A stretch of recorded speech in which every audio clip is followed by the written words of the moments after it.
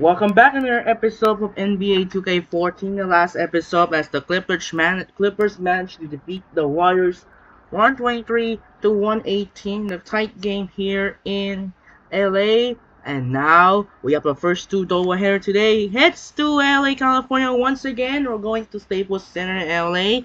It features the rematch of the Western Conference Finals the rematch of the Western Conference first round last year. They were in the Spurs sweep the Lakers in the first round by 4-0. And tonight, we meet again. And today, for this jersey, we're going to go into break. As for this game, the Spurs going to use the black jersey. The Lakers going to use the yellow jersey, as the Lakers are now 0-2 so far, back just like they did last year in 2012. So this is going to be the rematch of the last season's Western Conference first round. Spurs take on the Lakers. It's going to be interesting. And that'll do it for now. This is Andre Kenshin. We'll be sending over to Kevin Harlan here at Staples Center in LA. We'll be right back after this. Enjoy the video here at the Staples Center in LA. Anyways, take it away and enjoy the video. We'll be right back. We'll see the results for the first game of the Wednesday night doubleheader. Let's get started. Thanks for tuning into this presentation of the NBA on 2K Sports. I'm Damon Bruce. Friday night in the NBA, it's the San Antonio Spurs going up against the Los Angeles Lakers. And with the game about to get underway, let's head to Kevin, Clark, and Steve, who are courtside at Staples Center. It's Friday night, and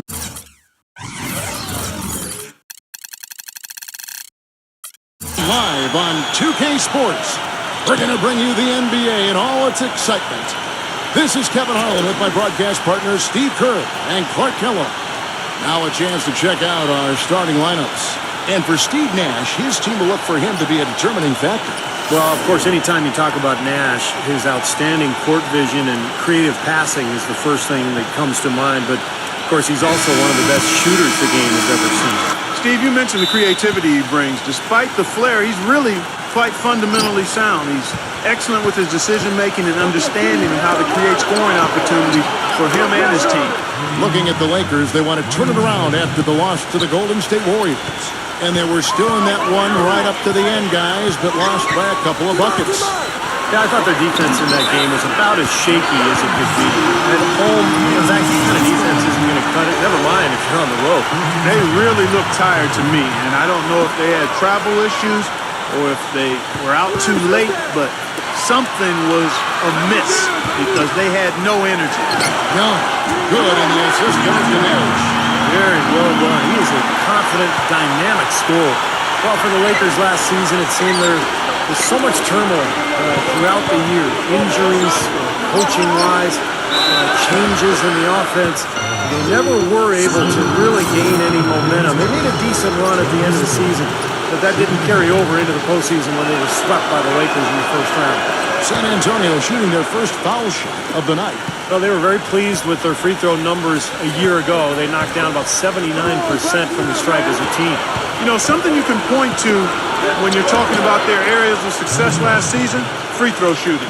You know, when he has that basket in his sights, he will go right at it. Once he's in tight, he is a flawless finisher. I think going back to D'Antoni and the Lakers, that Howard and Gasol were made more than a little disgruntled with how Clark he made use or didn't make use of them offensively. You know, the Lakers brought in D'Antoni to try to emphasize Steve Nash and his role in the offense, but I think they neglected how that would affect the seven-footers. Didn't do a really good job of incorporating those guys, and when you got Kobe getting his shots, that's a tough dynamic to work through. 4 makes on 4 tries. Everything's falling early. 100%, can't do better than that. And let's get this update now from Doris Burke, who's across the way on the sideline. Yes, Kevin. Earlier I spoke with Mike D'Antoni. He knows this won't be an easy game, especially defensively. And he talked about how difficult it is to contain shooting guard Manu Ginobili. He told me Ginobili is one of those right-brain scorers. He just sees the game just slightly differently. An angle to get by his man or an opportunity to draw contact. And of course, he can really do it all. Drive, shoot, and pass. Kevin, Ginobili, without a doubt, one of the more well-rounded and competitive players in the entire league. Thanks a lot, Doris. And here's Young. Kawhi Leonard getting his three to go. And it's out of bounds. The Lakers able to retain possession here. With the break in the action, here is the 2K leaderboard to show us the league's best shooting teams last season. The Spurs second. Well, I thought, Kevin, they had great productivity from their shooters last year. The guys they were counting on to knock down a high percentage of their shots, they did that. And they hope to see those same kinds of numbers this year. Parker with the steal. Now here's the fast break. Parker leading the way. Rejected by Young. Kobe attacking. Gets the bucket. Well, Kobe's never been shy about shooting. A lot of people would argue that he gets maybe a little too shot happy sometimes, but you want a guy who's dominant. You want a guy who's not afraid, who's going to fail and just come right back and fire away the next time. Here's Leonard. Following the basket by Kobe Bryant. And Leonard gets it to go.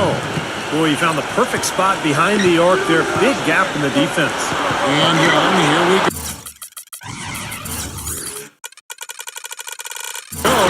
Gets it to go. Young's got 7 points. And when you talk about Kobe's role offensively for the Lakers, it's worth mentioning last season was one of his most efficient scoring the basketball. It really was. And you consider the turmoil that surrounded the Lakers all season, it was remarkable that Kobe was as even-keeled as he was. Stayed focused, and start to finish, he delivered the type of all-star performance that he always does. Very impressive. So San Antonio goes with a fresh 5 on the floor. Blake with it. Steven Jackson covering. Well, he's a spot-up shooter, one of the best. One of those guys who, if you give him an inch, that's all it takes. He will let it fly. Frequently knock down that shot. And something else we can say about him is that he's got a lot of cuts. I mean, a lot of courage. He'll be the first one to step into the lane and draw a charge, even if it might get him a little beat up. Splitters checked in for San Antonio. A dramatic improvement for the San Antonio Spurs defensively last season, guys. Coach Pop had suggested that they might have gotten too old to be an elite defensive team anymore, but that wasn't the case. I think he challenged them a little bit, and they raised the bar of their defensive performance. Blake off the pitch from Hill. Blake dishes to Johnson. Hill passes to Blake. He kicks it to Meeks. Nice passing here by Los Angeles. And there's Steve Blake on the assist by Meeks. Blake's got 5. And Clark, you mentioned the defensive improvement of the Spurs. Going into last season, their stat gurus told them they needed to focus even more on contesting shots, even if that meant committing more fouls or allowing more offensive rebounds. Well, that's exactly what they did, Kevin. They gave up a few more offensive rebounds, fouled slightly more than they had the prior season. But they were better in terms of shot clock, steals, and they held their opponents to a lower field goal percentage. So, a great example of getting an edge from advanced stats. And San Antonio calls the first timeout of the game. And this matchup with the Lakers, it's their first meeting of the season. And you go back to last year in the postseason. Remember, they sent this team packing when they met in round 1. So I would expect a really good battle here tonight. San Antonio making a switch here. Pendergraft has checked in. Pendergraft down low. He's up against Jamison. And Pendergraft gets it to go. Pendergraft's got his first points of the game. Boy, has there been any defense played yet in this game? Nope, this game has been all about rapid-fire offense early. And Meeks kicks to Blake.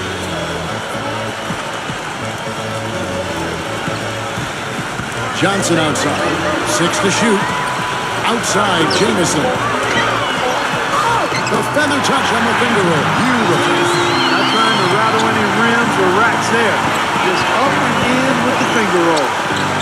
Jackson kicks to Bellinelli. And again, it's the Spurs from deep. And that assist earned him a little nod from his teammate after the basket. Blake for 3. That's in there. Johnson with the assist. Blake's got 8 points. Incredible. Only took them a few seconds to answer the 3 ball with one of their own. Let's keep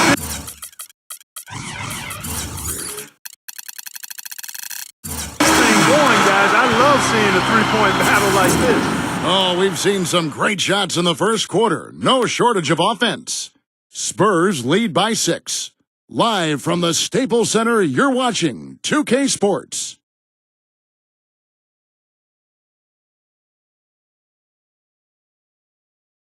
The new season in the NBA rolls on. The Atlanta Hawks take on the Denver Nuggets next Thursday, 10 p.m. Eastern, 7 Pacific.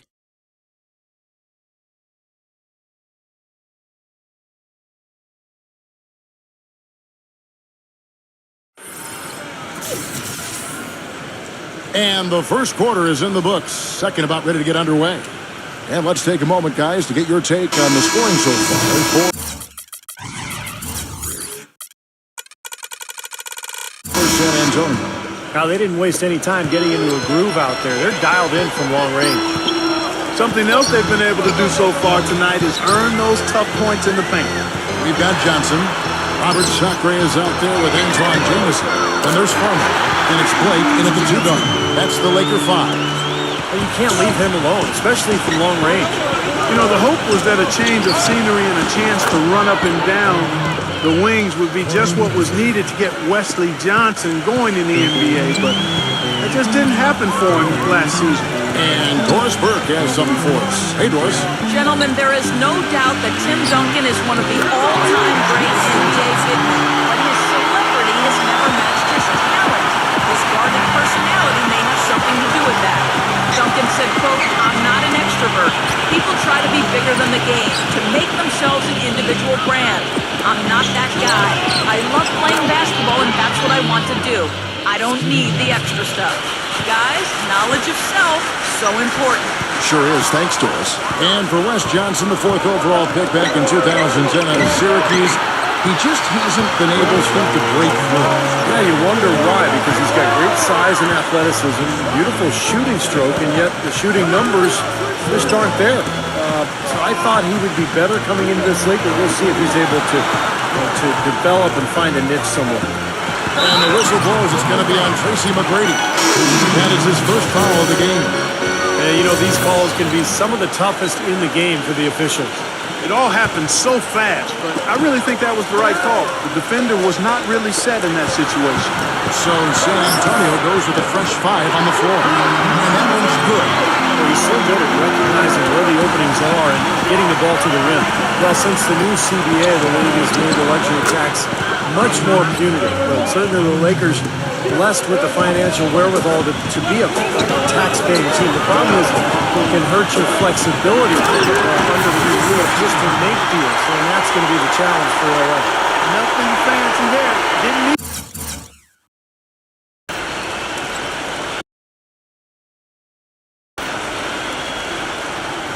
Nope, his only concern right now, Clark, is getting the points on the board, and I don't mean style.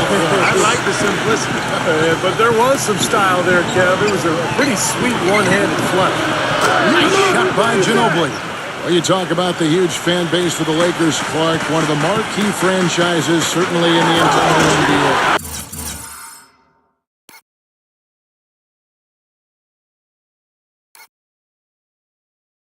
Even stretch that to all of sports, Kevin. The market and their finances clearly have helped them gain that stature, but you can't shortchange the organization, the people making the decisions. They've been a winner for a long time, and that's been the magic ingredient that's attracted fans, players, sponsors, the full package. Parker passes to Leonard. Puts the lead pass in front of him. Oh, and here comes Young all alone. Splitter dishes to Ginobili. A finger roll finish at the bucket. Ginobili's got 11. Well, it looks like he's finally found his footing in this game. His first quarter was a real struggle, but he's gotten it going now. So timeout called here, the first for Los Angeles. Guys, you go back to the shortened season a year before last, and the Spurs were the best team on the road. But last year, they weren't nearly as dominant on the road. Still solid when leaving San Antonio, but far from the level they played at a couple of seasons ago. Jeff Pendergrass checking in for Splitter. The number of points they've scored in the paint already today is pretty eye-opening, Steve. No, it's off the charts. It really is. And defensively, I mean, they have to start shutting down some of those lanes to the hoop. Parker kicks to Ginobili. Outside Leonard. Jacks up a 3. They get it back. And here in the second quarter of action as we approach 4 minutes played. And now it's only a 5-point Spurs lead. And for the Spurs on the road last season, they would still win 23 games in hostile territory. While that is more than the 22, Steve, they won in the shortened season, they also lost a fair amount more as well. Well, for the Spurs, Kevin, I think they did what they needed to do. You know, the Spurs manage the regular season. They know when to turn it on and when they can maybe relax a little bit. The big thing is they just want to stay near 500 on the road, protect their home field, and be healthy going into the playoffs, and that puts them in a good position.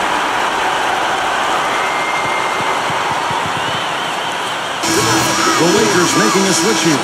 Hill's checked in. The Lakers have had 2 chances at the line.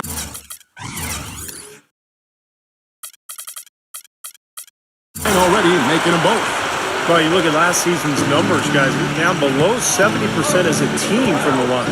And, you know, there was plenty of blame to go around for that. I mean, it wasn't just 1 or 2 guys. I mean, for the most part, the entire team struggled. There's 53 seconds left to play in the first half. Kobe against Ginobili. Backing him down is Duncan. Pick it up, pick it up.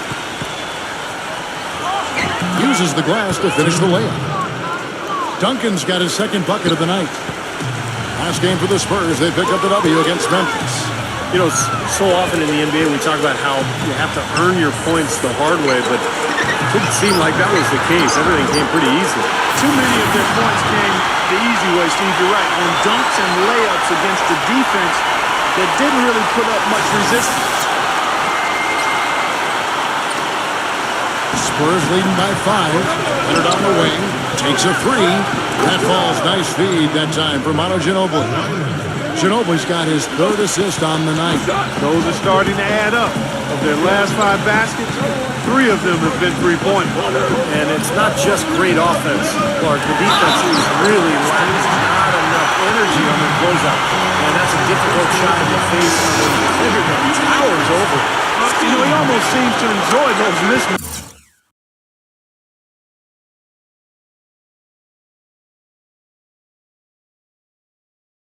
Steve, it gives him a chance to show what a strong finisher he is. Now Bellinelli. 6 points for him. Outside Jackson. There's the triple. And again, it's the Spurs from deep.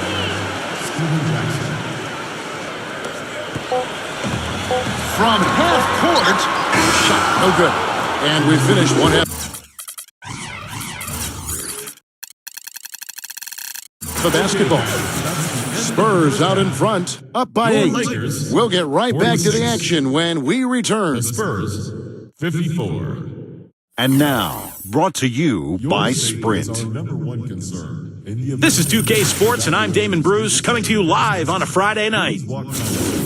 San Antonio on top against the Lakers out at Staples Center. They've done a great job closing out their defensive possessions, grabbing boards, great rebounding. Manu Ginobili's not felt much resistance against Los Angeles. How's that for a shooting percentage? 100. Yes, 100% from the court. Not too bad. And hanging tough, the Los Angeles Lakers. With 2 quarters left to play, they've been an offensive juggernaut, scoring with impunity. Nick Young has been productive. Shouldn't be a shock to anyone. We've seen him put up big numbers before. Now let's take off with some other games in progress around the league. Out in Houston, the Rockets with the lead against Dallas. 3rd quarter, and they've built an 11-point edge. And another game going on. Detroit right now trailing Memphis out in Memphis. Things are not looking too good for them out there in the 3rd. And a look here at the other NBA action. For the Kings, a closely contested game against Los Angeles. Things are pretty close out there in the 3rd quarter of action. Now let's head back out to the start of the second half. Kevin Harlan, Steve Kerr, Clark Kellogg, and Doris Burke, take it away. The Sprint Halftime Report, presented by Sprint. The busy streets of Los Angeles, lighting up the night sky as we continue.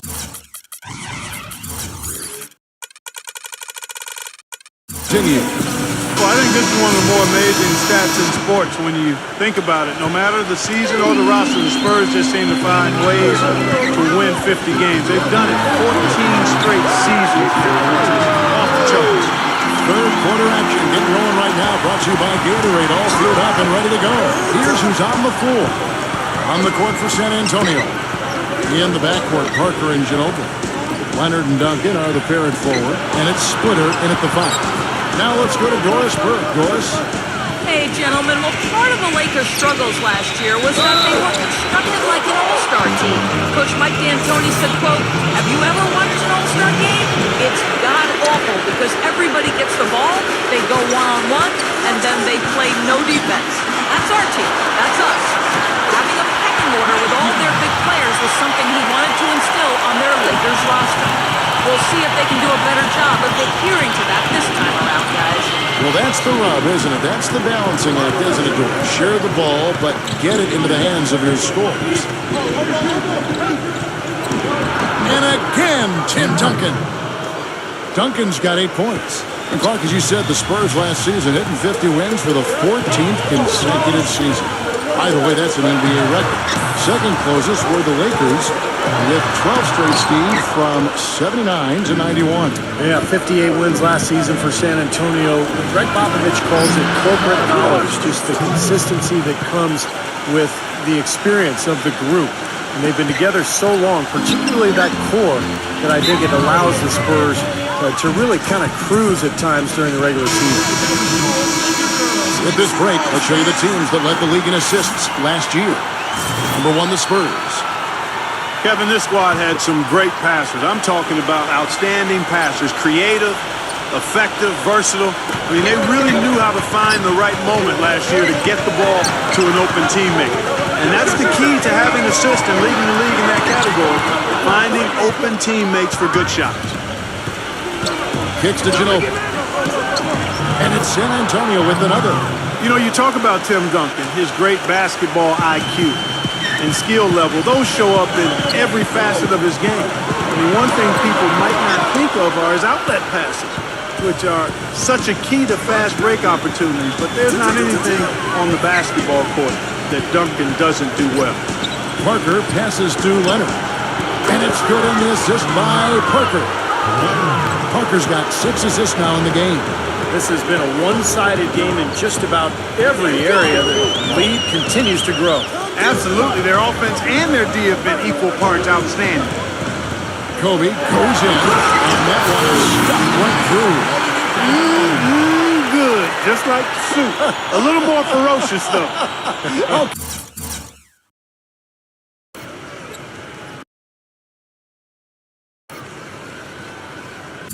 Clark approves, everybody. Steve, what about you? Well, I wasn't thinking about soup. I was just impressed with the strong finish, wearing that rim out. Nice ball movement by San Antonio. Duncan with the bucket. Duncan's got 12 points in the game. And going back, you know, Clark to Duncan and the value of that great outlet passing game of his, he's kind of like a quarterback, Steve, in football, reading the coverage and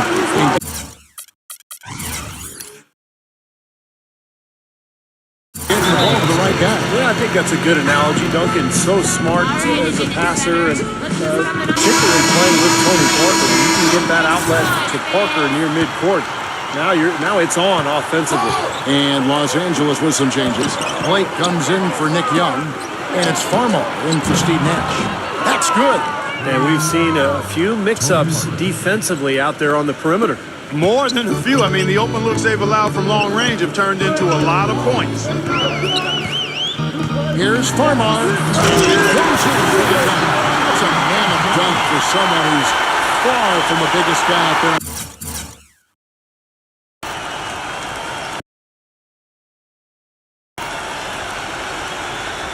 Yeah, perhaps that'll give them the boost they're looking for to get out of the hole here. Yeah, it should. I mean, if that doesn't fire them up, I don't know what will. You know, last season, a lot of folks had the Lakers picked as the super team in the West, the team that would maybe challenge Miami and LeBron, but from the start, it just never was a cohesive group and really had one of the most disappointing seasons in the Lakers' history. He kicks to Kaman, cuts off the pass, and they're on the break. He lobs it up. Very pretty alley-oop way up.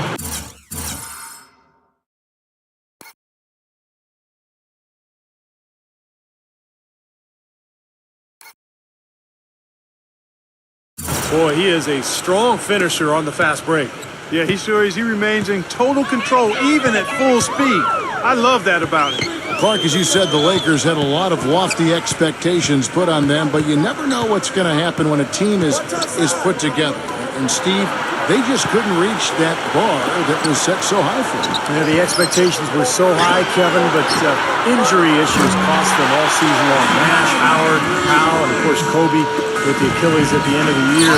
And that unit only started 7 games all season together, so they never really were able to develop any chemistry. Ginobili outside from deep three-point range, and it's good on the assist by Parker. Parker's got his 7th assist of the game with that last one. Kobe against Leonard.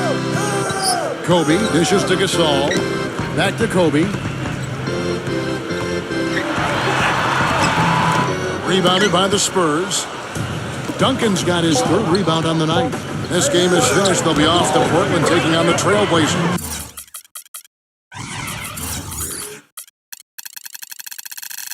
That matchup falls in the middle game of this 3-game trip. And I'm going to look forward to seeing how that Portland game turns out for sure. The 3 quarters of play all in the books, and this one all but over already. It's the Spurs running away with it. And right after this, we'll bring you the start of the final quarter right here on 2K Sports.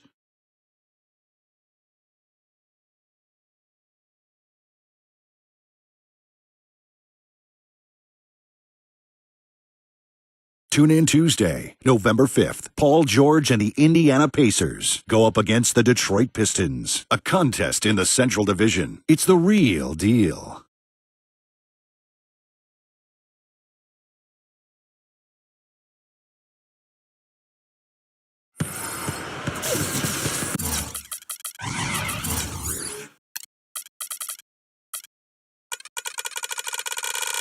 And we welcome you back. Glad to have you with us as more basketball is on the way.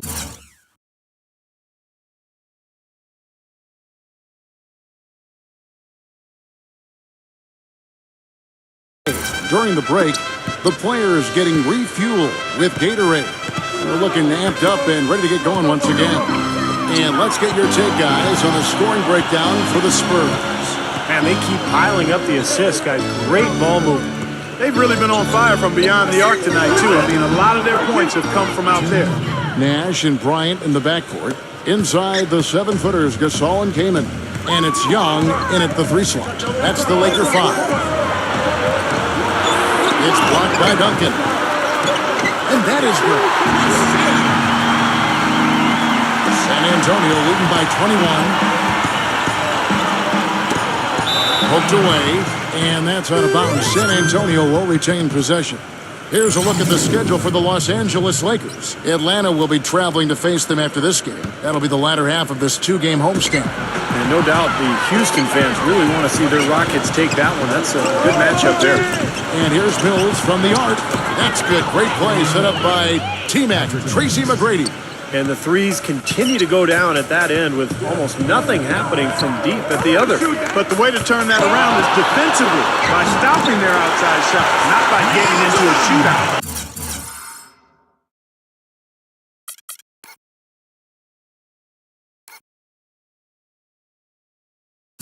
Well, something you never like to see, but guys, he definitely looks hurt. Yeah, from the look on his face, he's in a lot of pain. Yeah, it sure looks that way. He's going to come out of the game right now and get that thing checked out. Duncan. And they cash in right away with the quick shot. Duncan's got 14 points now in the second half. Boy, he's having a great half here.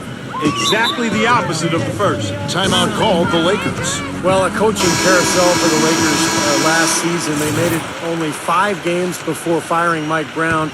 Then they decided to go in a new direction. And, boy, they went through 3 different head coaches before all was said and done. They never really were able to gain that consistency they were looking for. Sometimes, Kevin, you could just look at a guy's release and immediately recognize that he's a born shooter. And that's the case with Meeks. Beautiful form, just has a natural way of getting that ball to go through the hoop. Ever since his college days at Kentucky, he's been one of the best shooters on the planet, and that hasn't changed. You just can't leave him alone any place. Mills with it, guarded now by Nash. And there's Tracy McGrady, the assist by Mills. And back to the Lakers' struggles last season. What do you think, Clark, were the main problems that, held them back from being the kind of title contender that they thought they were and a lot of people imagined they were? Well, how much time do I have? 3 or 4 shot clocks worth?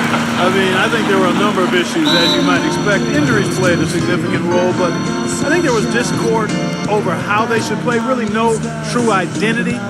They were a big team trying to be small, a team without a number of shooters trying to spread the floor, older team trying to go up-tempo, coaching change, and that transition. Right, yes. You had a lot of moving parts, and it made it very difficult for everybody, I think, and it showed in how the Lakers' season went. That's a good assessment. Kawhi Leonard's checked in for San Antonio. Ginobili comes in for McGrady.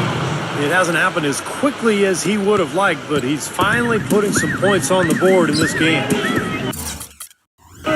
Nash kicks to Kobe, and it's blocked by Splitter. Kaman with the ball. Nash, the pass to Young. Good, and the assist goes to Nash. Nash has got assist number 8 now on the night.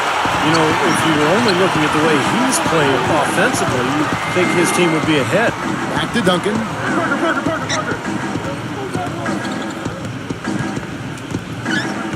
Ginobili outside from the arc. And again, it's San Antonio with a 3. It's really hard not to notice the difference in the passes of these two teams today. Yeah, look at the discrepancy in the assist column between these two teams. There's Nash with the 3. And again, Los Angeles with the triple.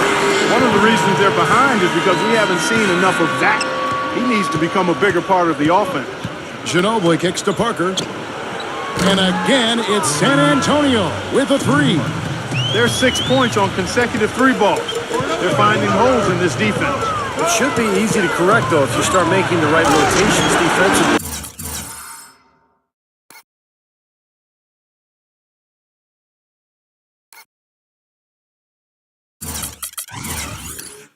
Flying high and throwing down the hard one-hander. One of his favorite moves right there, guys. And he does it as well as anyone. Tremendous skill in the air. Ginobili kicks to Parker. Now the feed to Duncan. 6 feet out. And another basket for San Antonio. He shot the ball exceptionally well as they've built this lead for themselves here. Kaman inside. San Antonio with the rebound. Hit his foot. And the ref saying he kicked it. Some changes here for the Spurs. We've got 1:08 left in the 4th. The drive by Jackson. Joseph. Nice ball movement by San Antonio. Backing him down is Duncan. Duncan drawing the double team. Joseph. Shot clock at 6. Duncan against Hill. And he hits it just before the shot clock expires. And they're not finished yet. They're going to make sure about this win. Yeah, that's how you close out a game, Steve. Johnson outside. And a great assist by Farmall as that one goes in. Nice soft touch to drop that one in. Here's Pendergraph. Smooth as silk on the finger roll. This is going to be a great game for them. No win on the road comes easy in the NBA. Nice performance. Any player loves sending his own fans home happy.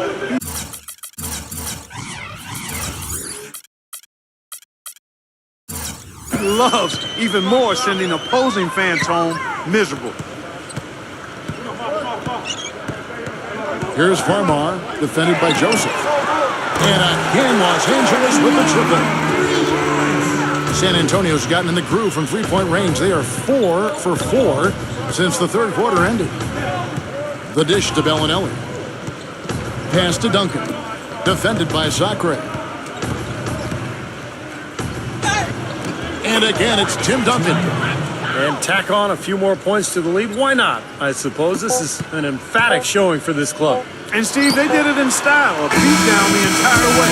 And so it's San Antonio easily taking this one. You know, Clark, every team has a bad night, and these guys might want to watch the tape of this game the next time they have a bad night to remind themselves how dominant they can be. Well, this is one of those dreamlike games for a coach. Well, that'll do it. For Johannesburg, Steve Kerr and Clark Kellogg, this is Kevin Harlan saying so long. We'll see you next time. And as we leave, we give you our Jordan Player of the Game, Tim Duncan.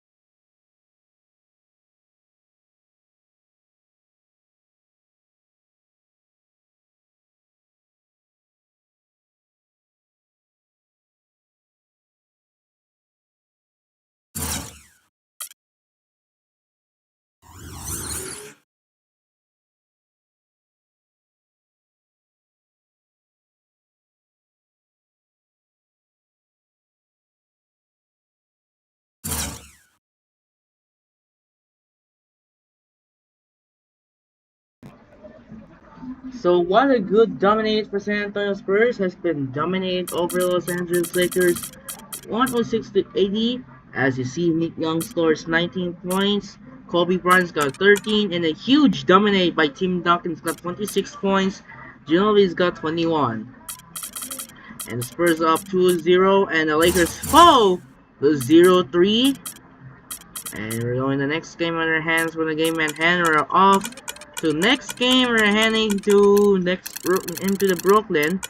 We're gonna be good game. LeBron James, the Miami Heat take on Darren Williams of the Brooklyn Nets. It's gonna be easy. It's gonna be the hardest matchup in the marquee matchup.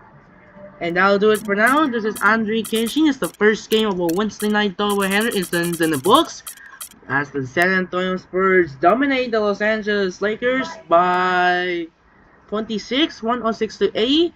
And I'm Andre Kenshin say so long for Staples Center in LA as the start of November 2013 is underway. And now second game of the hand heads to Brooklyn, New York for the LeBron James of the Miami Heat take on Darren Williams of the Brooklyn Nets.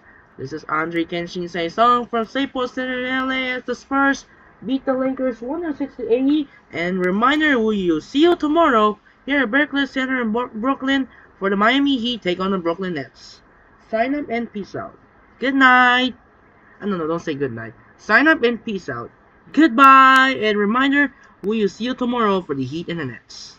Sign up and peace out. Goodbye.